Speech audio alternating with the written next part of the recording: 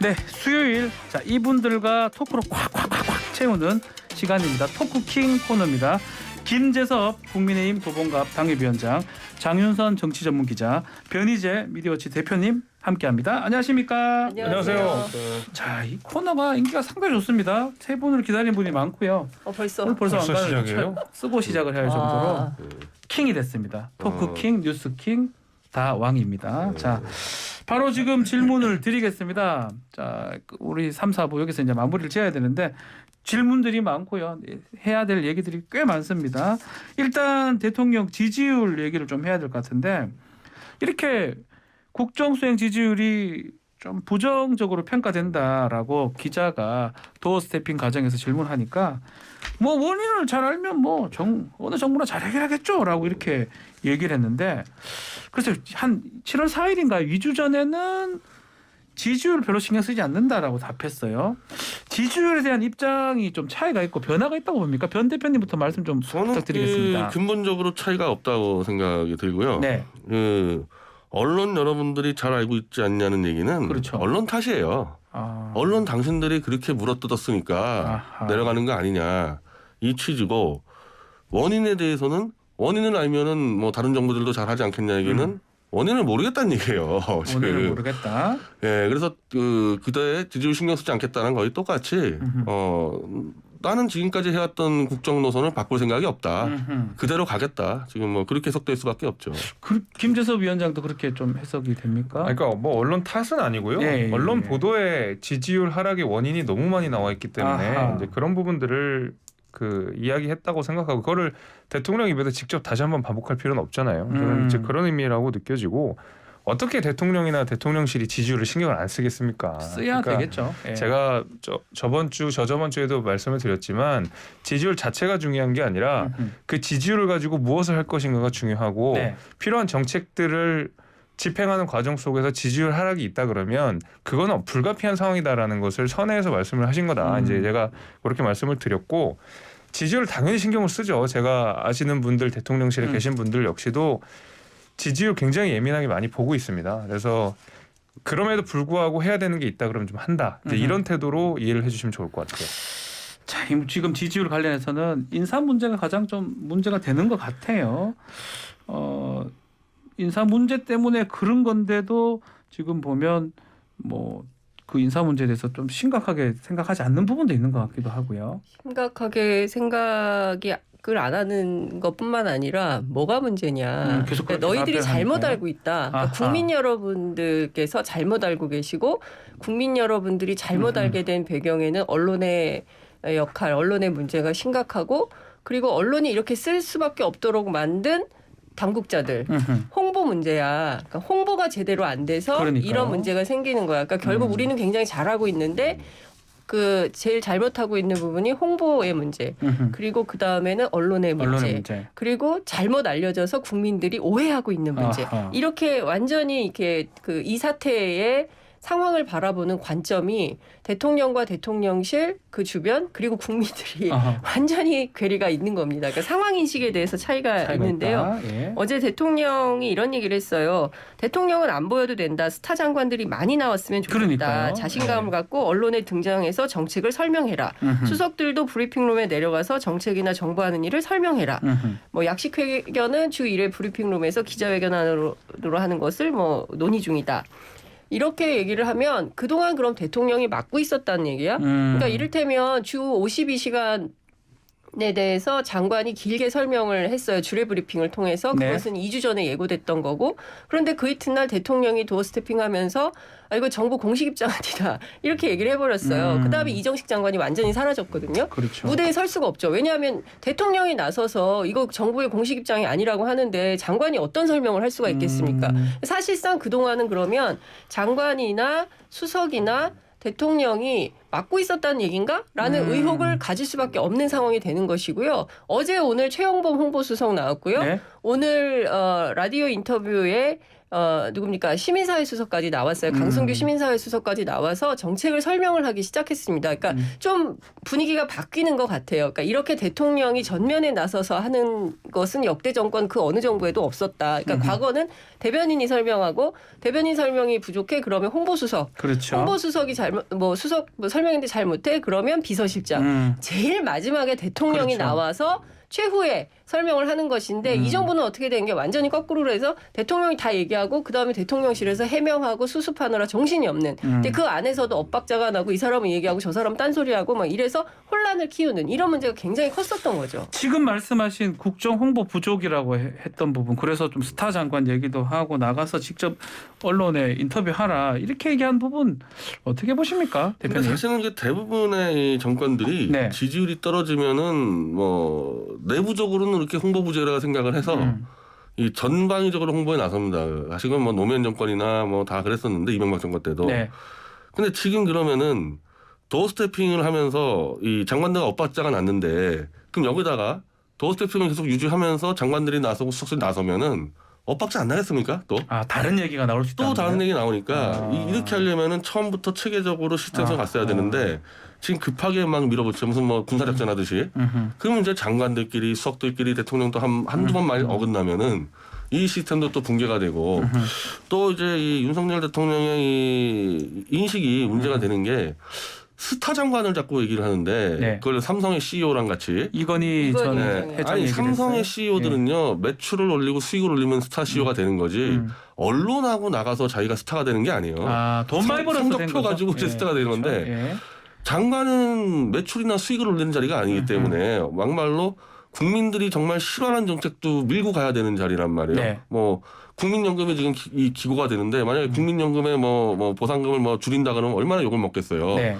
욕을 먹더라도 해야 되는 일이 장관인데 그렇죠. 스타가 되라 그러면은 그 파퓰리즘하는 얘기 아닙니까? 그래서 만약에 이런 정도 인식 가지고 이렇게 가면은 이런 시스템도 장관 수석이 앞에 나가는 시스템도 오래 못 갈 것 같아요. 잠깐 동시에 김재석 그러니까 위원장님. 이게 네. 그러니까 결국에는 지금 이제 말씀하신 내용들을 들어보게 되면 대통령이랑 장관이랑 말이 안 맞는 문제에 대해서 그렇죠, 그렇죠. 하나 지적을 네. 하신 것 같고 두 번째는 장관이 직접 나와서 국정 홍보를 한다는 것 자체가 뭐 나름의 리스크가 있다 이제 두 가지 말씀을 하셨는데 저는 그렇게 보지 않습니다. 첫 번째로 도어 스태핑 자체는 저는 그 내용이나 어떤 태도의 문제가 조금 지적이 되는 건 맞지만은 네. 도어 스태핑 자체가 저는 나쁘다고 생각하지 않거든요. 예. 그 어느 대통령이 이 정도로 기자들이랑 많이 이야기를 하고 대통령의 목소리를 국민들께서 직접 들을 수 있다는 것 자체가 저는 엄청난 변화라고 생각해요. 애초에 용산으로 간 목적 자체가 그거였기 때문에 전 도어 스태핑의 형식 자체를 문제 삼는 거는 말이 안 된다고 생각이 되고 그 안에 이제 내용에 있어서 아까 말씀 주신 대로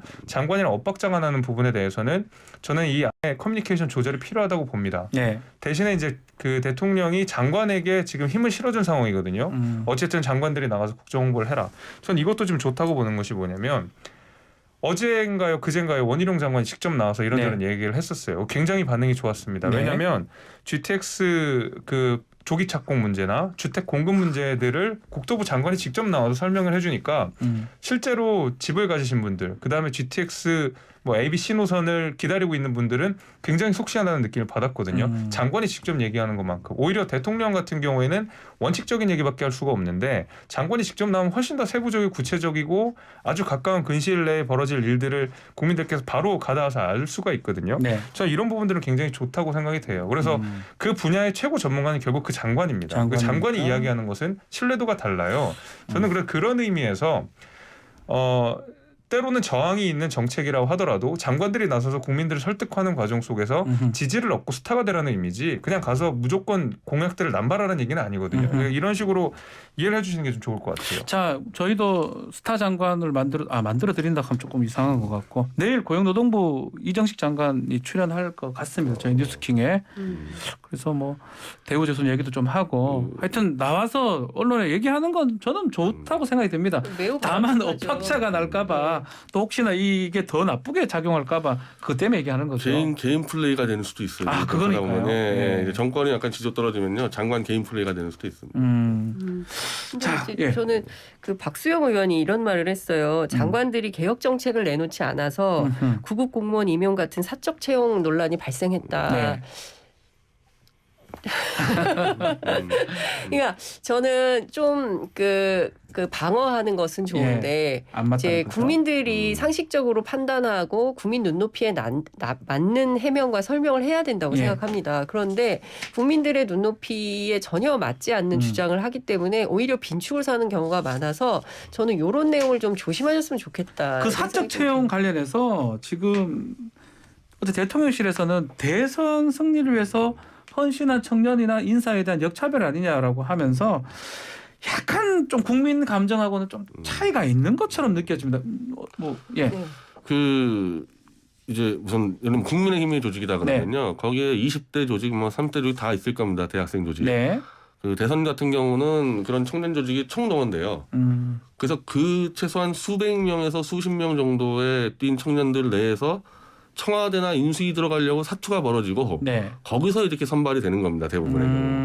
그러면은 국민의힘에서 그 열심히 뛰었던 20, 30대를 놔두고 누구 친구의 아들, 누구 친구의 뭐 누나 막 이런 식으로 채용이 되면은 제3자가 보는 게 아니라 아마 국민의힘 내부 청년 조직들이 아마 굉장히 들끓을 가능성이 있어요. 그 부분도 사실 우리 김재섭 위원장 한번 말씀 들어볼까요?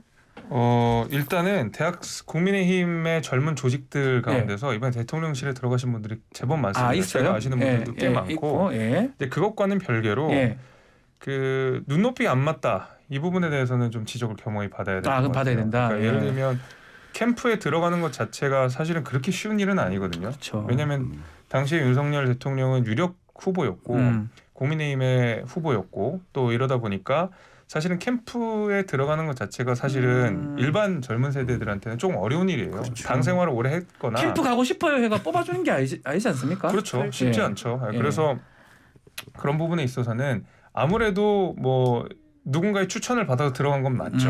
저는 이제 그것까지는 인정을 해야 된다고 보고 그 절차 자체는 사실은 늘상 있었던 일인 건 맞아요. 근데 예를 들면은 캠프에서 일했던 분들 내지는 뭐 당에서 일했던 분들이 대통령실로 들어가서 국정 운영의 파트너가 된다. 이것까지는 우리가 납득할 수 있는 부분인데 그 이후에 권성동 의원의 해명이라고 하는 것이 사실은 뭐 말하자면 젊은 세대 영린을 좀 건든 부분이 있거든요. 이런 부분은 좀 비판을 받긴 받아야죠. 자, 장윤선 기자님 보시기에도 제가 보기에는 문제가 좀 많이 있는데요. 그 저는 다른 거 다 빼고 두 가지만 좀 말씀을 좀 드리고 싶은데 우선 겸직 금지 조항이 있습니다. 이제 국가공무원법 64조에 따르면 영리 업무나 겸직 금지 조항이 있어요. 겸직할 수 없도록 되어 있습니다. 그런데 그 보수 유튜버 누님이라고 하는 안수경 씨 어제까지도 그 후원 계좌를 열어놓고 있었어요. 현직 이사였습니다. 수익을 얻었다는 그렇습니다. 거죠. 그리고 강릉 우사장 저 윤석열 대통령한테 삼촌이라고 부른다는 그 강릉 우사장 아들이죠. 그 우사장 아들의 우 씨는 아버지 회사에서 현직 감사였어요. 물론 이제 7월 9일인가 그만둔 걸로 확인이 좀 됐는데 두 사람은 별정직이라 뭐 일반직 아니고 별정직이라서 괜찮다 이런 주장을 대통령실에서 했지만 별정직도 해당이 됩니다. 근데 똑같이 적용을 받아요. 사실 이것은 위법행위입니다.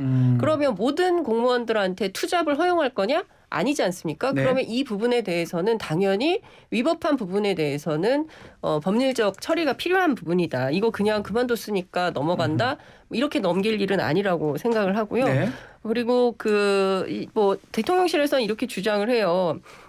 정치자금법상 캠프에서 인수위에서 일할 때 큰 돈을 받지 못하기 때문에 전직 직장을 정리하지 마라라고 얘기를 한다. 왜냐하면 뭐 될 수도 있고 안 될 수도 있으니까. 그러니까 뭐 계속 그 직장을 유지하도록 한다라고 하는데 이건 정말 있을 수 없는 일이죠.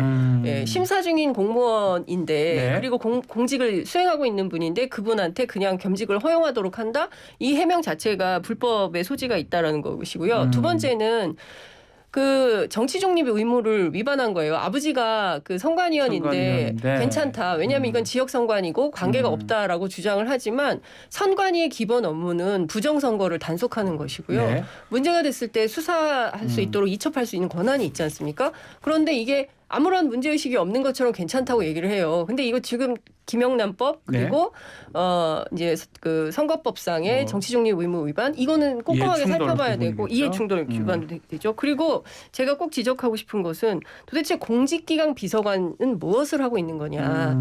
이 문제들을 뭐 신원조회를 하고 이분이 실제로 문제가 있는지 없는지 다 사돈의 팔촌까지 검증을 하거든요. 신원조회 과정에서 이분이 현직으로 뛰고 있는 일들이 있었으면 이거는 정리를 시키든가 못하게 그렇죠. 하든가 했었어야 됐는데 전혀 그런 거 없이 그냥 있다가 지금 문제가 생겼는데 가만히 있잖아요. 아무 말도 안 하고 있거든요. 이건 책임을 져야 된다고 지금 생각합니다. 민정수석실이 없어져서 사실 이런 문제가 생길 수도 있겠죠. 아 그런 것도 있다. 예. 지금 이걸 정비할 곳이 없다 보니까. 예. 그래서 공직기관 비서관 지금 있긴 합니다. 이시원 비서관으로 이시원 예. 검사죠. 예. 검사 출신이 하고 있는데 아직까지 그런 부분까지는 뭐 보도가 되고 있지는 않는데 문제가 되는 거 아니냐라고 합니다. 자, 이거만 짧게 한번 짚어보고 요 주제는 마무리해야 될 것 같은데 지지율 관련해서 20%대로 떨어지면 큰일 난다라고 여권에서 얘기를 하고 있습니다. 국정 동력을 추진하기 위해서는 20%는 안 된다라고 얘기를 하고 있는데 어떤 문제가 앞으로 발생할 수 있습니까? 지금 이 권성동 이 원내대표가 네. 그 당사에다가 윤석열 대통령 사진을 걸자 그랬더니 네. 조경태 의원하고 김태호 의원이 지지율도 떨어지는데 무슨 사진이냐. 이 얘기는 벌써부터 이제 이 당에서는 총선 쪽으로 머리가 가 있는데 윤석열 대통령과 가깝게 갔다가는 총선에 불리하다 싶으면은 떨어지겠다는 얘기잖아요. 그럼 당연히 이제 당이 점점 여당이지만 야당화 돼가지고 대통령과 손발 안 맞추게 되면은 국정 동력은 뭐 거의 완전 상실하게 되는 거죠. 그러니까 그게 20%가라는 수치가 중요하다는 거네요. 총선 전망을 지금부터 다 총선 준비하거든요, 사실은. 그 20%라 그러면은 총선은 참패가 뭐 뼈나니까 그럼 대통령과 거리를 두게 돼 있죠. 자, 그러면 요거는 다른 주제이긴 한데 뭐 다 한번 여쭤보겠습니다. 어제 윤석 대통령이 대우조선 하청 그 파업 관련해서 기다릴만 기다렸다. 이렇게 답변했던 거하고 지지율하고도 관계가 있다고 봐야 됩니까? 어떻게 봐야 됩니까? 저는 당장 그게 뭐 지지율에 큰 영향을 미쳤을 거라고 생각은 안 합니다. 그런데 이제 뭐 다음 주 조사나, 그러니까 예컨대 이제 공권력을 투입한다. 이래서 그 안에서 무슨 문제가 생긴다. 왜냐하면 우리 국민들은 쌍용차 사태에 대한 그리고 용산 참사에 대한 트라우마가 있어요. 그렇죠. 그리고 이 사건 굉장히 길게 갔었고 MB 정부에서 정말 잘못했던 정책으로 꼽는 두 가지 사건입니다. 네. 그렇기 때문에 국민들이 걱정하는 거예요. 혹시 쌍차처럼, 그리고 이제 조선소의 특성상 뭐 이제 지금 거기 신호도 있다고 조금 하고 크게 좀 사고가 나면 불상사가 세게 일어날 수가 굉장히 있을 수 큰 있지요. 불상사가 일어날 수 예. 있기 때문에 국민들이 불안한 겁니다. 어떻게든 협상은 대화로 풀어야 되는데, 그리고 사실 이 문제는요. 뭐 임금 30% 인상을 요구한다라고 하니까 아니 요즘처럼 이렇게 그 경제난이 심각한데 어떻게 임금 30%나 요구할 수 있어? 이거 정말 이 사람들 이상한 사람들이네라고 주장을 할 수 있는데 2014년도에 조선이 굉장히 어려웠어요. 그래서 이제 임금 삭감을 했던 겁니다. 그렇죠. 그리고 이제 지금 다시 조선이 그 화랑이 되고 있어요. 그러니까 옛날에 받던 것만큼 올려달라는 겁니다. 예. 그리고 큰 돈이 아니고요. 제가 취재를 해보니까 15년에서 20년 차 숙련공들이 받는 돈이 200만 원 정도밖에 안 된다는 네. 거예요. 최저임금에서 한 10% 정도 더 받는다는 거고요. 사실 이것은 원하청 문제가 심각한 문제고, 그렇죠. 그리고 이 그 기성금이라는 게 있어요. 건설 발주한 업체들이 공정률에 따라서 이제 실제로 주는 돈인데 하청업체의 95%가 이 인건비예요. 인건비로 운영을 하는 겁니다. 그런데 이 돈을 누가 줘야 되느냐? 대우조선해양의 대주주인 그렇죠. 산업은행이 집행을 해야 돼요. 해야 그리고 되는데. 1억 이상 결제를 할 때는 꼭 산업은행 결제를 받아야 된다 그러더라고요. 그러니까 사실 핵심은 정부가 의지를 가지고 산업은행에게 이 문제 해결합시다라고 하면 오늘도 풀릴 수 있는 문제입니다. 그런데 이것을 지금 계속 일종의 이제 뭐 기다릴 만큼 기다렸다. 이제는 뭐 공권력 투입이야. 어제부터 뭐 경찰병력 투입해가지고 긴장감을 고조하고 있는데 이런 방식의 해법은 저는 이제 국민들이 원하지 않는다고 생각합니다. 자, 예, 잠시 광고를 좀 듣고 요 대우조선 얘기를 조금 해보겠습니다. 자, 지금 한 3,700여 분 지금 유튜브 또 보이는 라디오 보고 계시고요. 저는 지금 왕관을 지금 쓰고 있습니다. 이상하다 생각하지 마십시오. 자, 광고 듣고 다시 이야기 이어가겠습니다. 자, 토크킹.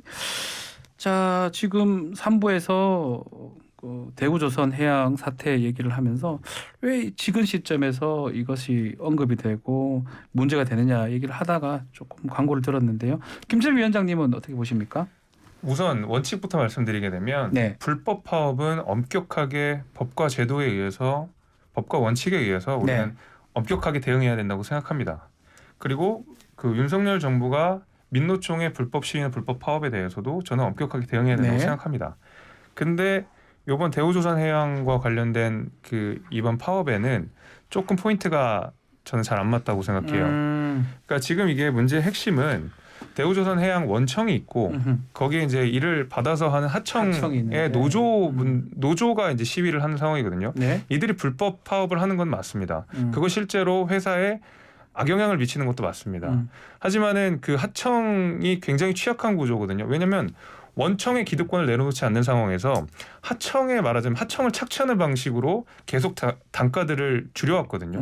왜냐하면 이 그 조선업이라고 하는 것 자체가 굉장히 경기를 많이 타요. 네, 세계 맞습니다. 경기를 굉장히 많이 타고 맞습니다. 그리고 이게 어떤 뭔가 표준화된 양식으로 생산하는 게 아니거든요. 그때 그 사고자 하는 사람이 이런 식으로 만들어 달라고 하면 그렇죠. 맞아요. 거기 규격에 맞춰서 하다 보니까 일정한 고용 노동을 하기 굉장히 어렵습니다. 근데 지금 대우조선해양 원청에 계신 분들은 기득권을 다 누리고 하청에서 일하시는 분들을 착취해가지고 사실 원청의 기득권 그 노조들을 먹여 살리는 구조로 되어 있거든요.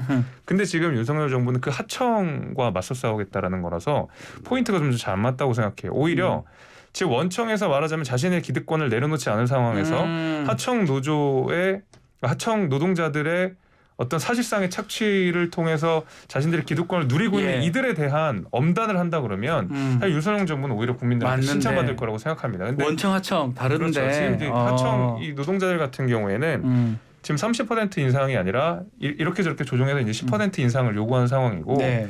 그것이 이제 과거에 낮췄던 임금들을 말하자면 조금 더 복귀를 해달라는 의미이기 회복시켜달라. 때문에 예. 그 그 경영자들이나 아니면 이제 소유주들 입장에서는 정말 속타고 이 부분 해결돼야 되는 건 맞지만 저는 만약에 윤석열 정부가 민주노총에 관련해서 엄격한 대응을 한다 그러면 오히려 대우조선해양의 원청과 싸우는 것이 더 맞다고 봅니다. 자, 그럼 변 대표님한테 다 같이 한번 여쭤보겠습니다. 좀 위원장님 얘기는 원청 쪽에 포인트 맞추는 게 맞지 않나 이랬는데 어쨌든 간에 북송 이슈가 지금 노조 이슈로 지금 바뀌는 모양새거든요. 일단 북송 이슈가 일정 정도 역할을 한 게 네. 현재 오늘 그 뉴스피임 조사에서 보니까 보수층 지지율이 약간 올랐는 예. 거 나와요. 그 효과가 있다 보니까 저는 이게 그 연장선이라고 볼 수밖에 없는 게 이 대통령이 도어스태핑에서 기다릴 만큼 기다렸다는 발언을 해서 제가 깜짝 놀랐는데 그러려면은 그 전에 대통령이 이 대우조선해양 문제를 얘기하고 네. 자, 정부가 개입할 수 있는 명분이라는 거는 그 공적 자금이 들어간 회사예요.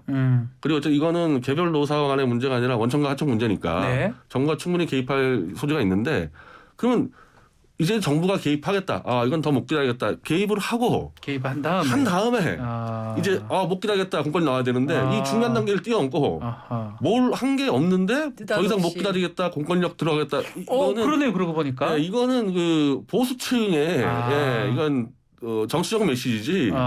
이 노사 문제가 아니에요. 사실은 원청 하청 문제를 해결하기 위한 이 절차가 아니에요. 그냥 단계를 확 뛰어넘어 버렸어요. 그 북송보다는 이 노조 이슈가 더 먹힐 것이다 이렇게 아니 북송 건가요? 이슈를 나는 먹혔다고 생각할 먹혔고. 겁니다. 네, 먹혔고 이제 지금 현재 이제 지지층이 보수밖에 안 남지 않았습니까? 솔직히 보수층이 무너지면 큰일 나니까 노조 문제, 북송 문제 다 묶어서 일단은 지지층을 당기겠다 그 전략이라고 보는 거죠. 제가 보기에는 30%는 반드시 유지해야 될 사수해야 될 선인 거예요. 그러니까 30%가 무너지면 앞서 이제 그 변희재 대표께서 말씀하신 대로 국정 운영의 동력이 완전히 상실하게 됩니다. 그리고 이제 여당에서 그 반대하는 분들이 나오고 그때부터 이제 4분 오열돼서 아무것도 할 수 없는 그야말로 식물 정권이 되기 때문에 어떻게든지 이제 30%는 유지해야 된다는 강박이 다 있는 거예요. 그러면 말씀하신 대로 최소한 보수층은 결집시켜놔야 된다. 그러면 첫 번째 북한 이슈, 두 번째 노동 이슈가 되는 겁니다. 그리고 이 노동 이슈는 제가 그 민주노총 취재를 해봤더니 뭐라고 얘기하냐면 그동안 한 번도 정부에서 오지 않았다는 거예요. 한 번도 온 적이 없는데. 어제 헬기 타고 와서 이제 10분 동안 이정식 장관이랑 그다음에 누굽니까? 경찰청장 이상민 후보자도 장관, 그다음 경찰청장 후보자 이렇게 세 명이 와가지고 이렇게 보고 갔는데 그리고 나서 필요하면 공권력 투입하겠다 이런 말을 하고 갔다는 거예요. 그러니까 그동안 한 번도 갑자기 얘기하지 않다가 느닷없이 대통령이 참 일종의 기다릴 만큼 기다렸다, 참을 만큼 참았다 이런 메시지를 얘기하는 것 자체가 어불성설이다 이런 얘기를 하고 있는 겁니다. 그리고 협상이 비교적 잘 되고 있는 걸로 알려져 있어요. 근데 느닷없이 정부가 끼어가지고 이거 뭐지? 뭐 이런 상황이 돼버린 거라고 하더라고요. 알겠습니다. 자, 뭐 그런 의도가 있는 건지 뭐 어떤 건지는 조금 더 지켜봐야 될 것 같고 워낙 다 세 분 다 공감을 할 거예요. 정말 불상사가 일어나서는 안 된다. 그렇습니다. 그건 정말 큰일 날 것이다. 그 말씀을 드리고요. 다음으로는 또 여야의 청년 정치인 얘기를 좀 해야 될 것 같습니다. 두 분입니다. 박지원 전 위원장 또 그리고 이준석 대표 얘기인데 먼저 박지현 전 비대위원장 SNS도 글을 썼더라고요. 비겁하고 또 비겁하다라고. 근데 이제 문제는 뭐냐면 불어댈 게 거의 확실한데도 계속 출마를 강행한 거. 먼저 우리 김재섭 위원장도 청년 정치인이시니까 어떻게 보십니까? 야, 이 박지원 위원장이 네. 정말 그 소위 말하는 깡다구가 있는 사람이구나 생각이 좀 들어서 정말 탱크 같다는 생각이 좀 들었는데. 예. 결기가 있다는 거죠. 예. 근데 이제 명분이 없는 것이죠. 그러니까 아. 당원 당규상도 맞지 않고 아니 민주당이 당원 당규 고쳐가지고 출마 강행했다가 망하기 직전까지 갔던 정당 아닙니까? 네. 지난해 재보궐선거 때도 당원 당규 고쳐가지고 결국 서울시장 출마자를 내고 부산시장 출마자를 내서 참패를 당했잖아요. 그 경험이 있는 민주당이 박지원 위원장을 위해 당원 당규를 어겨가면서 출마를 시켜준다라는 거 일단 당원 당규상 맞지 않고요. 말이 안 되고. 두 번째로는 박지원 위원장이 송영길 대표를 공격했던 그대로 그리고 이재명 의원을 공격하는 그대로 선거 패배에 책임 있는 사람이 지금 그 당대표 후보로 나오겠다라는 거거든요. 그러니까 당원 당규상이나 명분상이나 맞지 않죠. 그래서 그의 결기는 제가 10분 이해하겠으나 명분도 없고 실리도 없고 그렇게 생각합니다. 어제 김종인 위원장도 만났더라고요. 만났는데 김종인 위원장이 당대표는 출마하지 마라. 정치적 자산 쌓아왔는데 그거 잃는다라고 얘기하면서 조언을 했는데 또 얘기를 했다는 건데 마음이 급한가 봐요. 책을 또 쓴다고 얘기를 하거든요. 그 비대위원장 시절 책을 쓴다. 야, 앞으로 우리 박 전 위원장의 행보나 가능성 어떻게 좀 전망하시는지요? 왜 이럴까? 김종인 위원장은 느닷없이 왜 만났지? 이런 생각이 들어가지고 좀 취재를 좀 해봤는데요. 그 좀 놀라울 만한 얘기를 들었습니다. 어떤 거죠? 단독입니까? 단독이라고 하긴 좀 그런데 그쵸 아무도 얘기 안 했으니까. 네. 근데 이렇게 근데 그 가능성이 있을지는 잘 모르겠어요. 예. 그러니까 너무 먼 미래를 상정하고 있기 때문에. 분당 후 합류 작전 뭐 이런 얘기가 정치권에서 나오고 있습니다. 이게 무슨 얘기냐면 지금 이재명 의원이 당 대표가 되면 그 반대파들이 나올 가능성이 높고 그리고 또 국민의힘도 지금 이준석 대표가 지금 길을 잃고 방황하고 있지 않습니까? 이러면 제3지대가 출연할 수 있고 이 제3지대가 출연하게 되면 그때 뭔가 이렇게 역할을 합류하려고 하는 거 아니냐라는 이제 정치권의 분석이 나오고 있는 건데요. 저는 옳지 않다고 생각합니다. 옳지 않다. 예, 그리고 또 젊은 정치인답지 않다고 생각합니다. 물론 핍박받는 이미지를 만들어서 자신의 어떤 그 열심히 노력하는 이미지를 구축하는 것은 좋지만 지난번에도 말씀드렸던 것처럼 정도를 가야죠. 그리고 국민들에게 박수받는 정치를 해야 되고 그리고 저는 박지원 위원장이 좀 명랑하고 쾌활하고 국민들에게 긍정의 에너지를 줄 수 있는 신나는 정치를 좀 했으면 좋겠어요. 처음엔 그래 할 것 같았었는데요. 그러니까요. 그리고 이슈도 굉장히 많은 이슈를 그러니까요. 장악하고 있었잖아요. 근데 그 좋은 이슈를 가지고 현장으로 달려가서 국민들과 함께하면 얼마나 호응을 많이 받겠습니까?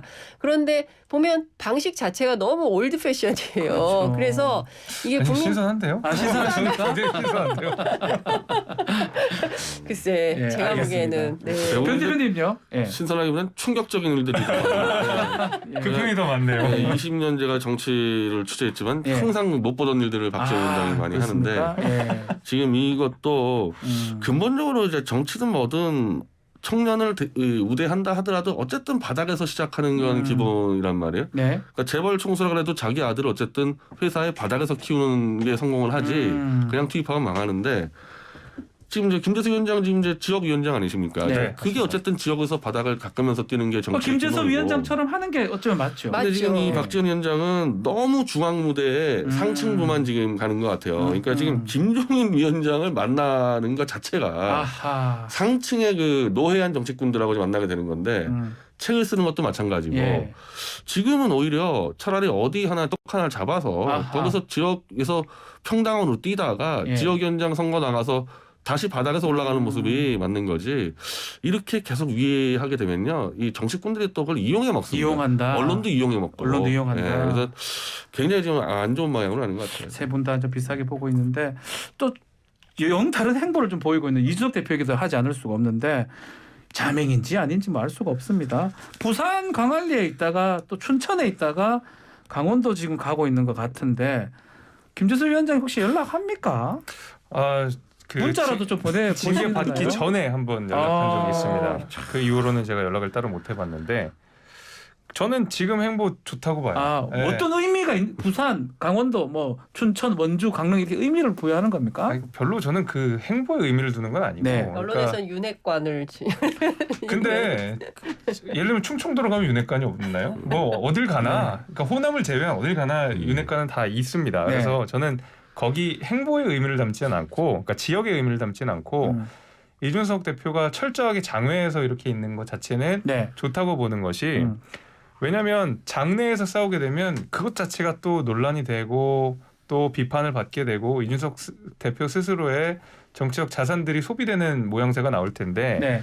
장외로 가서 당원들을 만나고 있거든요. 뭐 4천 명이니 8천 명 이런 얘기가 있는데 제가 기대하고 있는 바는 4천 명이 됐든 8천 명이 됐든 그 중에 상당히 많은 사람들은 이준석 대표를 만나면 이준석 대표 잘하고 있다라고 얘기하는 사람이 아니라 당신 왜 그랬냐. 당신이 난 당신한테 걸었던 기대가 굉장히 컸는데 네. 왜 이렇게 나를 실망을 시켰냐라고 이야기하는 젊은 층들이 분명히 있을 겁니다. 근데 이준석 대표가 당대표가 되고 나서는 사실은 정치인들한테 둘러싸여서 언론에 둘러싸여서 말하자면 어떤 정치적 이슈에 완전히 매몰되어서 정말 날것의 이야기들을 못 들었을 가능성이 전 대단히 높다고 생각이 돼요. 근데 정말 이 당원들을 만나고 쓴소리를 아끼지 않는 날것의 언어로 이준석 대표에게 이야기를 하는 것은 저는 이준석 대표가 나중에 큰 자산이 될 거라고 보고 있습니다.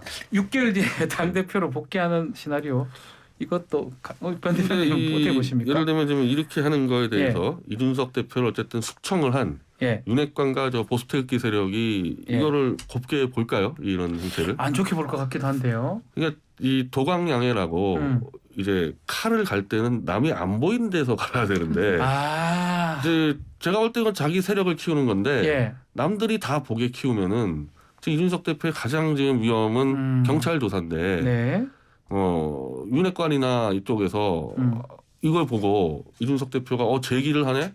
만약에 6개월 뒤에 복귀를 한다 그런 얘기는 무혐의가 나온다는 얘기인데 무혐의로 만약에 복귀가 되면은 이준석 대표를 숙청한 그 세력이 얼마나 무섭겠어요.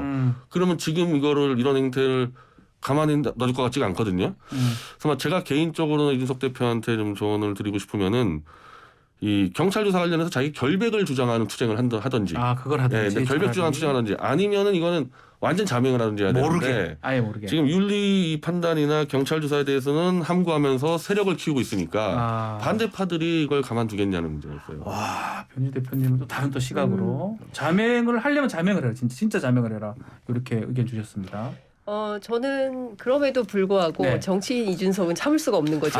자명하고 싶어도 얘기하고 싶고 그게 안 돼요. 못 참겠는 거죠. 그리고 사실은 사실대로 밝혀야 되는 것이고 사실 그동안 자명을 했어요. 그런데 이제 전효옥 전 의원이 뭐 4천 명이야? 실제 그런지 현장 사진을 공개해봐라고 의심했거든요. 그러니까 그 의심에 대해서 직격한 겁니다. 이렇게 많은 사람들이 모이고 있다. 그러니까 헛소리하지 마라. 이렇게 경고를 한 거예요. 그러니까 이준석의 정치 스타일이 있는 겁니다.